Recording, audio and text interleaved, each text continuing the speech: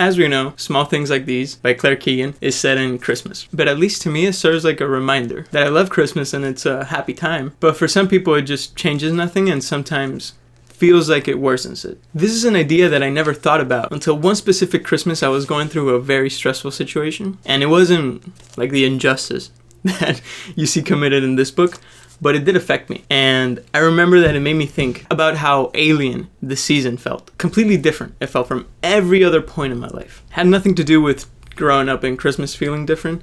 It was more than that. And this is not to say that we shouldn't enjoy seasons like this when we can. I'm going to enjoy those things every chance that I get. But it's interesting how it highlights that very particular feeling that when something bad is happening, you're just hyper aware of how everybody else or how it feels like everybody else is having a good time, but you can't. The good thing for a lot of people is that situations like these can change. For a lot of the women in the Magdalene laundries, it was a long time where it wasn't allowed to change. That's why if you haven't read this book, I highly recommend you do, because I didn't really know that much about them or anything at all. This book informed me about it, and even if you do know about them, I think it's still going to be a good experience to read it. But yeah, I don't know the real point of this video. This book just made me think about how sometimes it feels that Christmas changes the world, and sometimes it just makes you very aware that it didn't change at all.